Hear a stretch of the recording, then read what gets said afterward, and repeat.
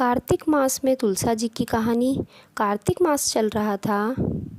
सभी औरतें तुलसा जी को सींचती और चली जाती, लेकिन एक बुढ़िया माई तुलसी माता को सींचती और कहती, हे तुलसी माता सत की दाता, मैं सींचूं विरवा तेरा, तू कर निस्तारा मेरा। पीतांबर की धोती दे, मीठा मीठा घास दे, बैकुंठ में बास दे, चटक की चाल दे, पटक की मोद दे, चंदन का काट दे, रानी सा राज दे, दाल भात का भोजन दे, 11 का दिन दे, कृष्ण का कंधा दे। तब तुलसी माता यह सुनकर सूखने लगी। भगवान ने पूछा, हे तुलसी, तुम क्यों सूख रही हो? तुम किस चिंता में हो? तुलसी माता ने कहा, एक बुढ़िया माई रोज आती है और यह बात कह जाती है। मैं सब बात तो पूरा कर दूंगी, लेकिन कृष्ण का कंधा कहाँ से लाऊंगी? तो भगवान बोले, जब वो मरेगी तो मैं अपना कंधा दे दूंगा, तो बुढ़िया माई से कह देना। बाद में बुढ़िया माई मर गई। सब लोग आए। जब माई को ले जाने लगे तो वह किसी से न उठी। तब भगवान एक 12 बरस के बालक का रूप धारण करके आए। बालक ने कहा, ये बुढ़िया माई क्यों नहीं उठ रही है? क्या मैं प्रयत्न करूं? तो एक आदमी कहने लगा, हाँ जा, तू भी अपने मन की कह ले।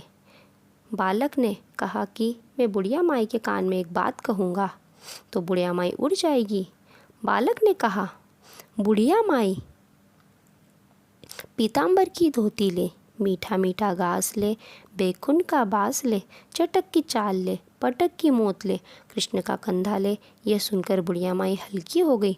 भगवान ने कंधा दिया, बुढ़िया माई को मुक्ति मिल गई। हे तुलसी माता, जैसे बुढ़िया माई को मुक्ति दी वैसे सबको देना।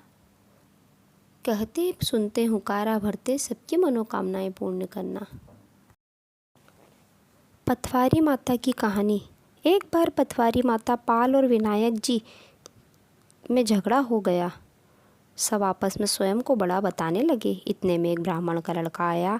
पाल पथवारी गजानन जी ने उसे रोका और कहा, लड़के रुक जा और हमारा न्याय कर।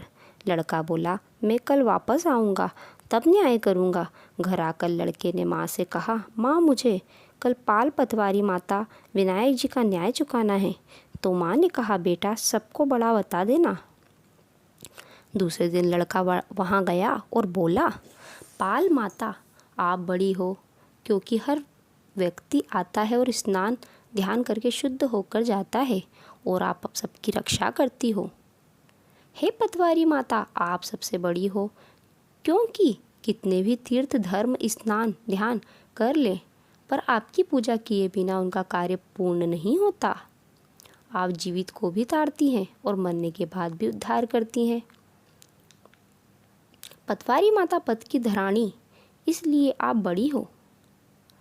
अब विनायक जी से लड़का बोला, सबसे पहले शुभ काम में आपको ही बनाया जाता है।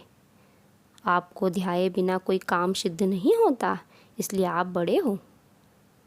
पाल माता, पटवारी माता, विनायक जी भगवान लड़के की चतुराई से प्रसन्न हो गए और बोले, लड़के तुमने जो हम सबको ही बड़ा कर दिया है, उसको सुखी रहने का आशीर्वाद दिया और जौ के दाने उसके अंगोछे में डाल दिए। लड़का सोचने लगा, ये तो घाटे का सौदा रहा। सारा दिन खराब कर न्याय किया और इतने से जो मिले। उदास मन से घर आकर अंगोछे में एक कोने में डाल दिया। माँ ने पूछा, बेटा न्याय करके क्या लाया है? लड़का बोला, माँ कोने में जो पड़ा है देख ले। माँ वहाँ गई, हीरे मोती का ढेर लगा है। हीरे मोती जगमगा रहे हैं। माँ अत्यधिक प्रसन्न हो गई। माँ ने बेटे को बुलाया और कहा, बेटा आज जो पाल माता, पटवारी माता और विनायक भगवान जी ने हम पर प्रसन्न हुए हैं और प्रसन्न होकर हमको यह सब दिया है। माँ बेटे बहुत प्रसन्न हुए। हे भगवान, जैसा पाल माता, पटवारी माता, विनायक जी भगवान ने लड़के को दिया वैसा सबको देना। कहानी कहने सुनने हुकारा भरने वाले सबकी मनोकामनाएं पूर्ण करना, सबको सुख समृद्धि धन्य दान देना।